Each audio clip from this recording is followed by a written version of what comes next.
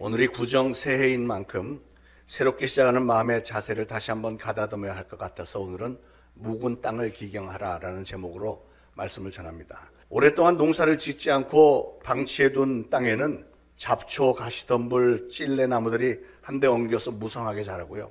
그 안에는 각종 벌레들과 여러 종류의 날짐승, 들짐승들이 살고 있습니다.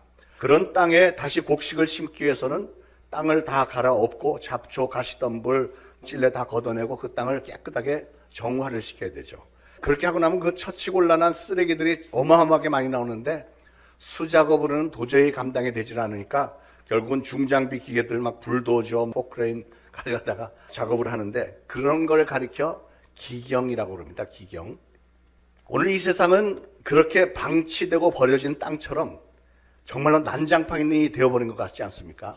정말 이 세상에는 심각한 문제가 너무 많습니다. 수습할 수가 없는 문제들로 가득 차 있습니다.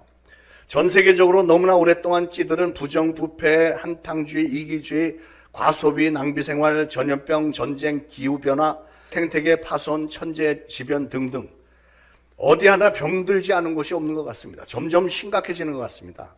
특히 우리나라는 정치계, 경제, 문화, 예술, 체육, 안보, 국방, 하다못해 종교계까지 이 사회 전반에 만연한 심각한 문제들과 그런 세상 풍조와 고질병들이 정말로 깊게 완전히 뿌리를 내리고 있고요. 교회들까지도 지금은 죄에 대해서 너무 무감각해져 있는 것 같고 영적으로는 나태해진 신앙의 모습들이 눈에 많이 띕니다. 겉으로는 신앙인인 것처럼 보이는데 속은 골물대로 골문 모습이 이제는 어떤 한두 군데 고치거나 수술한다고 해서 그런 걸로 해결이 될 것 같지 않습니다. 그런데 이런 상황에서 우리는 새해를 맞이했는데도 아무런 변화나 개혁이 없이 각성도 없이 그냥 뭉개고 그냥 계속해서 동일하게 버텨보려고만 하는 사람들이 너무 많은 것 같지 않습니까? 아니 새해인데 새해이면 뭔가 좀 새로워지고 변화가 되어지고 정말 새 출발을 하는 이런 모습이 좀 있어야 되지 않겠어요? 이렇게 오래 묵은 고질병들을 생각을 해볼 때 어떻게 문제 해결을 할 수 있을까? 근본적으로 완전히 다 갈아엎어서 새롭게 기경을 하고 다시 시작해야 되지 않을까요? 지금 이 세상은 지금 상태로는 얼마 몇 년 못 갈 것 같습니다. 굉장히 위태롭습니다.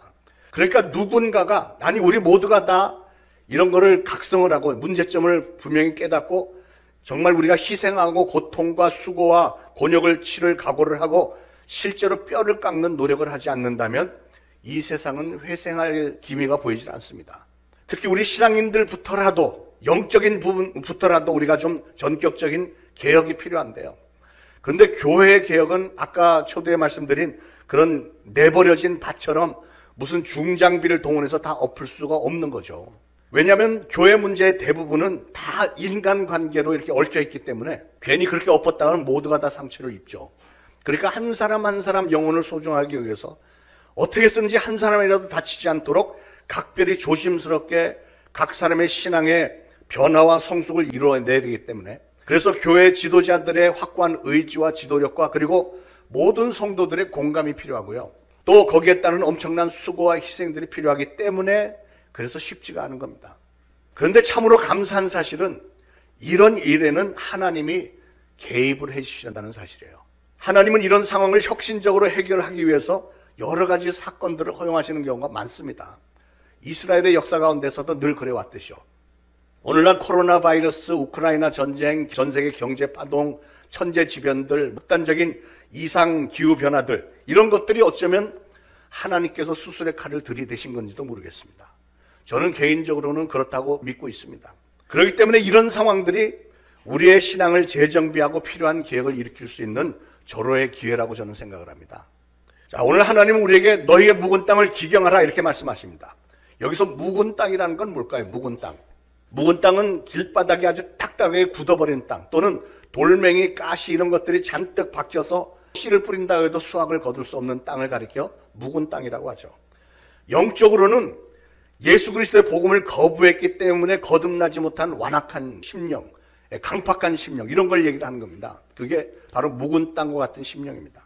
여러분 땅이라고 하는 것은 가만히 내버려두면 절대로 부드러움을 유지할 수 없습니다. 계속해서 일구고 또 일구고 이렇게 하지 않는다면 그냥 내버려두면 땅은 점점 더 딱딱하게 굳어져서 나중에는 물이 스며들 수도 없고 씨앗이 들어갈 수도 없는 아주 딱딱하고 쓸모없는 땅이 될 수밖에 없습니다. 그런데 참 신기하게도 우리 인간들의 마음밭도 똑같다는 거예요. 그랬기 때문에 예수님은 인간의 마음을 얘기할 때 밭에다 그렇게 비유를 자주 하셨던 거죠. 이스라엘 백성들이 호세아 선지자 시대에 우상 숭배에 빠져서 하나님 앞에 불순종하는 길을 계속해서 걷고 있었습니다. 호세아 선지자는 그런 백성들에게 불순종의 묵은 땅을 기경하라 이렇게 외쳤습니다. 묵은 땅은 오랫동안 일구지 않았고 돌과 가시를 뽑아내지도 않았고 가꾸지 않은 땅이기 때문에 거기서는 열매를 맺을 수가 없는 거예요. 그러니까 하나님의 말씀의 씨앗도 우리 심령들에게 좀 들어가서 뿌리를 내리기 위해서는 그런 묵은 땅과 같은 강팍한 마음밭에서는 말씀의 열매를 맺을 수가 없다는 거죠. 그래서 하나님은 오늘 그런 우리 심령의 묵은 땅을 기경하라 이렇게 명령을 하시는 거예요.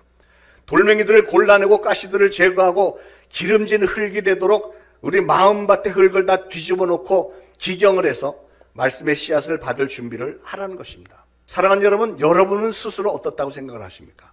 혹시 여러분 마음밭이 이렇게 묵은 땅처럼 딱딱하게 되어 있는 분들은 혹시 안 계신지요? 잘 모르시겠다고요? 만약에 여러분의 삶에 이전에 그래도 매일매일 하던 찬송과 기도 생활이 지금은 멈춘 지 꽤 오래되었고 말씀을 듣는 중에도 별 감동이 없다. 그렇다면 그 심령은 누가 보더라도 묵은 땅이죠. 여러분이 주일날이면 예배 이렇게 드리러 나오는데 예배 중에 하늘을 향한 소망, 기쁨 이런 것이 없고 설교를 듣는 중에도 무슨 찔림이나 하나님 말씀에 대한 깨우침이나 회개하는 마음이나 두근거림이 사라져버린 지 오래라면 그거는 묵은 심령이죠. 오늘 이 말씀의 거울 앞에 여러분의 심령이 묵은 땅이다 하는 것이 드러났다면 그렇다면 오늘 당장의 말씀을 들으시면서 여러분의 심령을 갈아엎으시길 바랍니다. 하나님은 오늘 여러분의 묵은 심령을 기경을 해서 하나님의 말씀과 은혜가 뿌리를 내리기에 합당한 마음밭이 되라고 말씀을 하십니다. 호세아 선지자는 바로 지금이 여호와를 찾을 때다 이렇게 말씀을 했습니다. 묵은 땅을 기경해야 할 때가 바로 지금이라는 거예요. 저도 오늘 여러분에게 촉구합니다. 바로 지금이 여러분의 마음밭을 갈아엎어야 될 때라고 저는 생각을 합니다. 구정, 새해를 맞이하는 지금이 바로 여러분의 마음밭을 갈아엎어서 기경을 해야 될 때라는 것이죠. 그러면 여러분, 우리의 심령을 어떻게 하면 기경을 할 수 있을까요? 가장 먼저 회개함으로 우리의 심령을 기경할 수 있습니다. 기경한다는 말과 회개한다는 말은 그냥 일맥상통하는 같은 말이죠. 돌이켜서 재정비를 해야 되겠다고 마음 먹고 회개하는 사람만이 묵은 땅을 갈아엎을 수 있는 법이죠.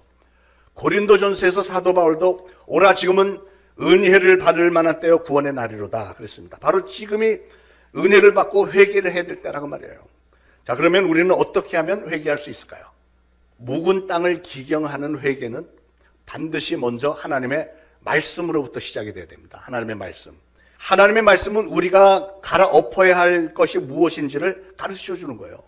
기경을 하기 위해서는 먼저 우리가 저 땅에서 무엇을 골라내서 버려야 될 것인지를 먼저 알아야 되지 않겠습니까? 그러니까 하나님의 뜻, 즉 하나님이 뭘 기뻐하시고 하나님이 뭘 싫어하시는지를 알아내는 것이 중요하다고 말해요. 올바른 진리의 말씀으로 성경적인 가치관을 확립을 하고 여러분의 인생관이 올바르게 세워져야만 여러분의 마음밭에 아직도 박혀있는 열매를 맺는 일을 회방하는 그 돌덩어리와 잡초, 가시 이런 것이 어떤 것인가를 찾아낼 수 있다는 것입니다. 그러므로 사랑하는 여러분, 진정한 회개는 먼저 하나님의 말씀으로부터 시작이 되는 것입니다. 오늘날 참으로 안타까운 모습들이 많은데요. 어떤 사람은 보면 신앙생활을 열심히는 하는데 하나님의 말씀을 오해를 해서 그래서 신앙의 방향을 잘못 잡아서 엉뚱한 길에서 신앙생활을 하는 사람들이 있죠. 대표적으로는 물론 이단에 빠진 사람들이 그렇습니다만 정상적인 교회를 다니면서도 신앙이 좀 이상한 신앙을 가진 분들이 있죠. 말씀을 오해하고 하나님의 말씀에 온전히 서지 못한 잘못된 열심은 꼭 뭐 같으냐면 마치 사울이 예수 믿는 사람들을 가리켜 이단이다 그래갖고 그 사람들을 잡아서 감옥에 가두고 죽이려고 했던 그런 열심, 그것과 똑같습니다. 오히려 그 사람들은 진리의 말씀에 대적을 하면서 하나님의 마음을 안타깝게 만들고 하나님을 진노하게 만드는 일까지도 하지 않습니까? 여러분, 하나님의 말씀은 거울과 같아서 우리 심령의 모습을 잘 비추어서 진단을 해주고 겸손하게 만들어줍니다. 만약에 여러분이 올바른 하나님의 말씀으로 인도를 잘 받고 있다면 여러분은 반드시 하나님의 말씀 앞에 항상 겸손해져서 그래서 우리는 좁은 길이라도 하나님의 뜻이라면 갈 것이고요. 나 자신을 부인하고 또한 지극히 작은 자들에게 관심을 보이고 그들을 위해서 희생하게 되는 삶을 선택을 하게 될 것이고, 낮은 곳에서 하나님과 이웃을 섬기는 마음으로 이 세상을 살아가게 될 줄로 믿습니다.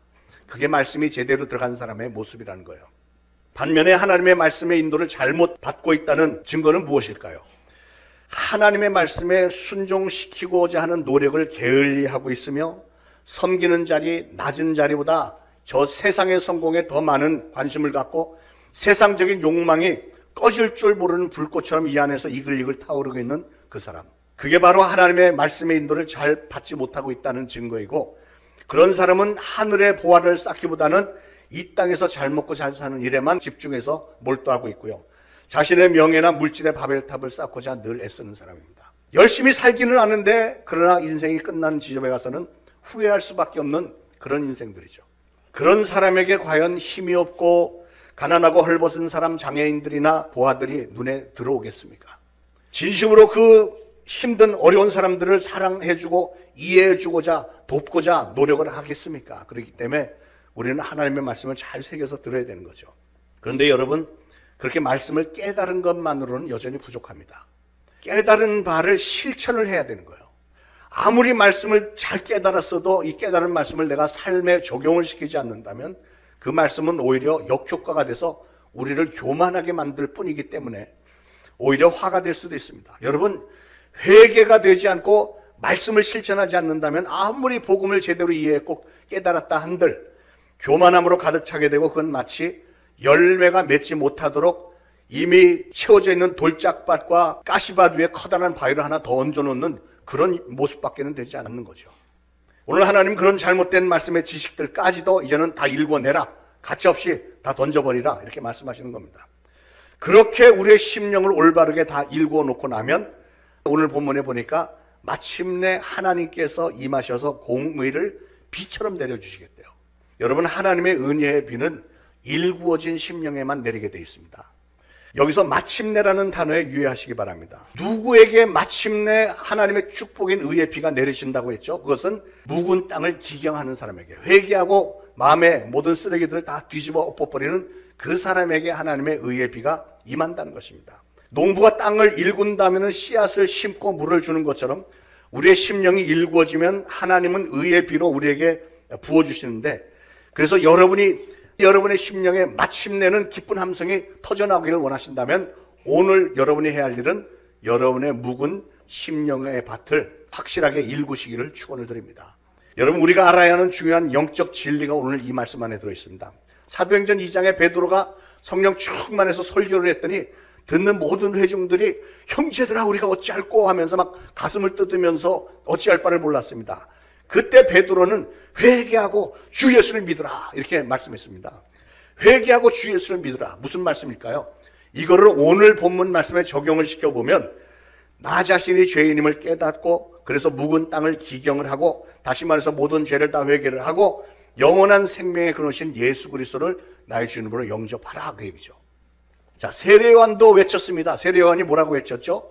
회개하라, 천국이 가까웠느니라 그랬잖아요. 세례요한이 부분기를 곧게 하고 예수 그리스도의 첩경을 평탄케 하는 사명을 받았다고 그랬는데요. 백성들의 마음을 예수님을 영접해 드릴 수 있도록, 예수님을 받아들이기에 합당한 심령의 밭으로 만드는 것, 일구어서 그들의 심령을 기경을 하는 것이 세례요한의 사명이었다는 거죠. 세례요한은 많은 무리에게 그 요단강에서 회개 세례를 줌으로써 장차 예수님께서 성령의 불로 세례를 줄 수 있는 그런 길을 닦아놨다는 것입니다. 오늘 말씀에도 여호와의 의로운 비는 기경된 땅, 즉 회개한 심령에게만 내려진다고 했잖아요. 그래서 예수님이 거룩한 것을 개에게 주지 말며 진주를 돼지에게 던지지 마라. 저희가 돌이켜 발로 밟아 더럽힐까 함이나, 그런 말씀했어요. 무슨 말이냐면 하나님의 거룩한 은혜는 기경이 된 좋은 옥토에 던져야지, 그러지 않고 기경이 되지 않은 심령에 던져지면 그냥 더럽게 밟혀버리기만 할 뿐이라는 거죠. 허실이 된다는 겁니다. 예수님은 팔복에서 애통하는 자는 복이 있나니 저희가 위로를 받을 것이며, 그런 말씀했습니다. 애통하는 심령은 어떤 심령이죠? 내가 죄인이라는 것을 깨닫고 그 죄에 대해서 막 통곡을 하는 거예요. 통해 자복을 하고, 그러기 때문에 묵은 땅을 기경해서 마음밭을 옥토로 만드는 그 사람이 바로 애통하는 사람입니다. 애통함으로 우리의 심령을 기경을 하면 단비와 같은 주님의 위로가 쏟아져서 좋은 신앙의 열매가 맺히도록 해주시겠다는 거잖아요. 또한 예수님은 새 포도주는 새 부대에 담아야 포도주도 버리지 않고 부대도 터지지 않는다고 그랬습니다. 또 생배 조각을 낡은 옷에 기울 수 없다고 했습니다. 생배 조각을 낡은 옷에다 기우면 옷도 헤어지고 생배 조각도 낭비가 되고 마는 것이죠. 그러니까 이 말씀의 뜻이 뭡니까? 이 말씀의 뜻은 심령의 마음밭을 제대로 기경하지 않고 말씀의 씨를 뿌리면 그 말씀의 씨앗은 기경되지 않은 땅에서는 열매를 맺지 못하기 때문에 결국은 씨앗을 허비하는 결과가 된다, 그 얘기죠. 그러므로 사랑하는 여러분, 복음이 땅에 떨어져서 허실이 되지 않고 열매를 맺기 위해서는 반드시 여러분의 마음밭이 기경이 되어야 되는 게 새로운 심령이 되어야 됩니다.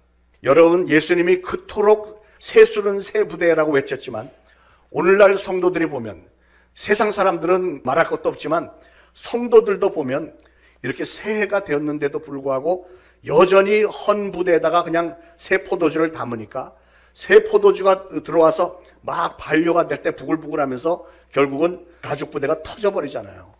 그러니까 교회 안에 터져버리는 심령들이 얼마나 많습니까? 새해를 시작하면서 뭔가 좀 새 출발을 해야 되겠는데 출발하기도 전에 그냥 다 터져버리는 이런 일들이 벌어지고 있지 않냐 말이에요. 묵은 땅을 잘 기경한 후에, 즉 회개를 제대로 한 후에 복음을 순수하게 잘 받아들였다라면 아름답게 열매들이 맺어졌을 텐데요. 얼마나 안타까운 일입니까? 사랑하는 여러분, 오늘 말씀을 들으면서 여러분 중에 신앙에 맺혀지는 열매가 내가 없는 것 같아. 또는 내가 하나님과의 교통이 완전히 막혀 있는 것 같아. 기도문이 열리지도 않고 기도하느라고 앉아 있어도 아무 그냥 감각이 없고 그래서 마음이 답답하고 착잡한 심령이 있다면 그분들은 오늘 말씀을 좀 잘 정리를 해보시길 바랍니다. 지금까지 드린 말씀만 일단 정리를 해보면 묵은 마음밭을 다시 한번 잘 기경을 해서 일단 여러분의 마음밭을 옥토로 만들어야 되고요.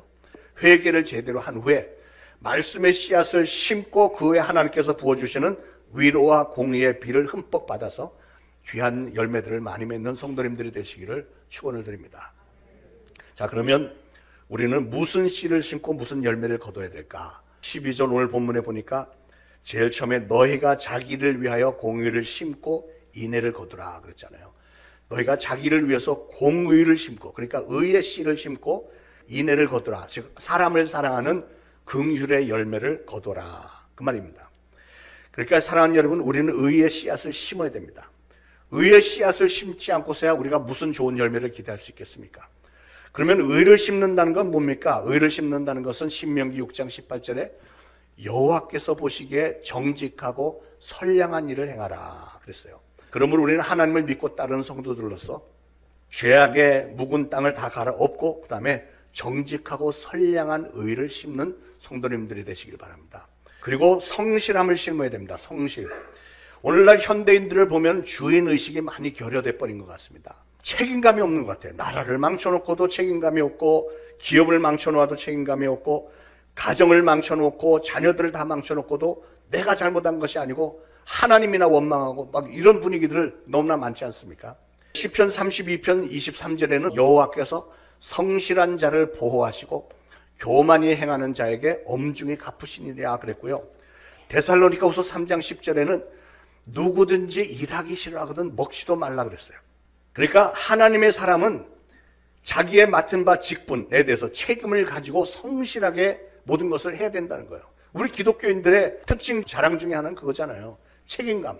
하나님이 맡기신 직분, 내가 가정에서 부모로서 또 자녀로서의 책임, 또 직장에서 사업장에서도 책임감을 가지고 성실하게 임하는, 이게 기독교인의 모습이죠. 그런데 오늘날 보면 사람들이 많이 게을러진 것 같아요. 이제 우리나라 국민들은 힘든 일, 더러운 일, 위험한 일은 안 한다잖아요. 그래서 외국인 노동자들이 지금 잔뜩 들어와서 힘든 일을 맡아서 하죠. 그런데 여러분, 제가 미국에서 살다 왔으니까 알지만 이건 굉장히 위험한 일입니다. 외국 사람들이 와서 이 노동자들을 시험에 들어오지만 미국 보세요. 지금 미국은 미국이 아닙니다. 다 이민자들의 나라가 돼버렸지. 그렇기 때문에 맨날 총기 사고 나고 끔찍한 범죄들이 그냥 지 멋대로 일어나는 거예요. 우리나라도 단일 민족일 때가 좋았죠. 지금 외국인들 들어와서 자리 잡기 시작하면 좀 있으면 그 사람들 투표권 주죠. 우리나라 국민들은 애를 안 낳지. 이제 10년, 20년 지나면 절반 이상이 외국 사람들일 텐데 통째로 나라 뺏기는 거예요.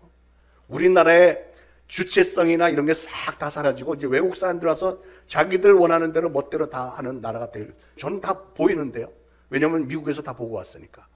이게 굉장히 얼마나 위험합니까? 여러분, 우리나라가 지금 문제가 수많은 사람들이 돈이 우상이 됐습니다. 그리고 우리 사람들 관계 속에서 또는 공동체 안에서 충성심이라는 게 없어졌어요. 충성심을 놓고 사람들의 마음에는 전부 빨리 부자가 되고 싶은 거예요. 사람들 간의 관계의 의리나 공동체 안에서 의리, 충성심 이런 게 다 사라져버렸습니다.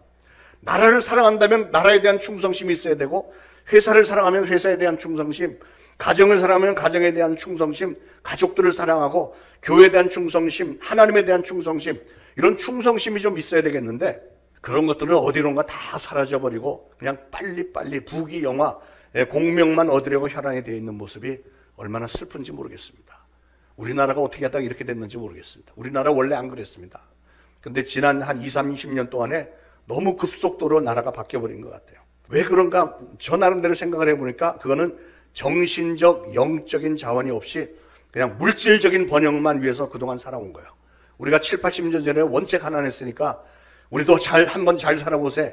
그건 참 좋은 모토였는데 그게 아직도 지금 잘 살고 있는 지금도 더 잘 살아보세요. 더 많이 벌어보세요. 이렇게 돼버려갖고 나라가 사람들이 전부 돈 버는 거에 그냥 혈안이 돼 있는 것 같아요. 그래서 목적의식에 혼란이 온 겁니다. 우리 존재 목적에 혼란이 온 거예요. 그런데 그 결과는 뭡니까? 가정의 패망이 일어나고 나라가 멸망당하기 일부 직전입니다. 하나님은 묵은 땅을 기경하고 의를 심어야 긍휼을 거둔다고 말씀하셨습니다. 하나님은 성실한 자를 보호하시고 교만히 행하는 자에게 엄중히 갚으신다 그랬습니다. 그러나 이런 말씀들에 귀를 기울이지 않으니까 나라와 가정들이 많은 문제가 터져버리는 거예요. 그런데 여러분, 너무나도 감사한 사실은 하나님은 우리를 여전히 사랑하시고 우리를 여전히 긍휼히 여기신다는 사실이에요. 오늘날 우리에게 그런 엄청난 사건들이, 재난들이 많이 벌어지고 있다는 것은 하나님은 여전히 우리를 사랑하시기 때문에 우리와 관계를 맺고 싶어 하시고, 하나님은 우리가 하나님 앞에 나서 하나님 우리가 잘못했어요, 회개합니다, 우리의 마음밭을 다 갈아엎고 한 번만 기회를 더 주세요, 새해를 시작하면서 우리가 좀 잘해보겠습니다, 하나님 기회를 한 번만 더 주세요, 이렇게 하기를 원하시는 거예요. 그래서 하나님은 기다리시면서 오늘 저를 통해서도 이 말씀을 주시는 겁니다. 너의 마음밭을 기경하라는 거예요. 이사야서 54장 7절에 내가 잠시 너를 버렸으나 큰 긍휼로 너를 모을 것이요 내가 넘치는 진노로 내 얼굴을 내게서 잠시 가리웠으나 영원한 자비로 너를 긍휼히 여기리라, 이렇게 말씀하세요. 우리 하나님은 그런 분이십니다. 그래서 우리는 그 하나님의 긍휼을 받을 만한 그릇, 하나님의 축복을 받을 만한 그릇이 돼야 되는 거예요. 그래서 하나님은 우리에게 의를 심으라, 성실을 심으라, 심으라 계속 심으라고 말씀을 하세요. 여러분, 심지 않고 거두려고 하는 것은 도둑의 심보입니다. 도둑, 그러니까 한 분이 생각이 나는데, 제가 미국 뉴저지에서 목회할 때 우리 주차장 여기 끝부분에 제가 이제 밭을 이렇게 만들었어요. 이 밭을 쫙 만들어서 거기다가 상추, 깻잎, 고추, 방울토마토 막 이렇게 잔뜩 심고, 새벽기도 끝나면 맨날 나가서 이렇게 물 주는 게 취미가 됐어요. 매일매일 물 조금씩 이렇게 줬는데 거기가 햇빛이 잘 들고 해서 잘 자랐습니다. 그리고 우리 성도님들에게 새벽기도 끝나고 가는 길에 다 드실 만큼 따가라고 했어요. 근데 우리 성도들은 목사님이 한 거를 감히 우리가 어떻게 따 이러고서는 안 따는데, 동네 아줌마 하나가 매일매일 열심히 와서 결근하지 않고 와서 따가는 거예요. 그분은 우리 교인도 아니면서 교인인 척하면서 그냥 아무렇지도 않게 따가는 거예요. 그분 성씨가 아마 도씨였을 것 같아. 믿습니까? 자동차를 새로 뽑으려고 하면, 자동차를 주문하면 딜러가 여러분의 신용 등급을 점검을 해서 신용이 좋은 사람에게만 대출을 해주죠. 큰 액수의 돈을 빌려주는 은행에서 여러분의 신용 등급을 확인한 후에 돈을 꿔주는 것은 지극히 당연한 일입니다. 그렇죠? 그걸 가지고 여러분이 기분 나쁘다는 동, 나 이러면 차 안 산다는, 이게 해봐야 안 통하는 얘기예요. 우리 하나님도 똑같아요. 우리 하나님도 우리가 얼만큼 기경을 잘 했느냐, 얼만큼 그릇을 잘 준비했느냐, 우리가 얼만큼 많이 잘 심었느냐, 이런 것을 보신 후에 우리의 신앙의 등급을 보시고 그에 합당한 긍휼과 축복을 베풀어 주시는 것은 그건 너무나도 당연한 일이라고 생각합니다. 그러므로 사랑하는 여러분, 많이 심으시길 바랍니다. 목사한테 심으라는 게 아니고 하나님에게 많이 심으시기 바랍니다. 우리 교회에 그래도 많이 심는 분들이 여럿이 계셔서 참 감사하게 생각을 하는데, 저는 그분들 평생 기억할 겁니다. 그런데 저는 이렇게 말을 하지만 제가 나이가 조금 더 들어서 치매가 오면은 기억 못 하겠죠. 그러나 우리 하나님은 영원토록 기억하시는 분이세요. 꼭 믿으시고 여러분의 평생에 그의 나라와 그의 의를 위한 씨앗들을 많이 심으시고요. 맡겨진 직분에 성실함을 다하시길 바랍니다. 그러면 하나님은 약속하신 은혜의 단비, 의의 비를 여러분에게 내려주실 줄로 믿습니다. 자, 그런데 우리는 언제 하나님을 찾아야 된다고요? 바로 지금이래요. 지금 하나님을 찾으라는 거예요. 사랑하는 여러분, 하나님이 여러분을 도와주지 않으시면 여러분의 수고는 다 헛된 것들입니다. 하나님 없이 인간의 수단과 방법으로 아무리 노력을 해봐야 공수거라는 거예요.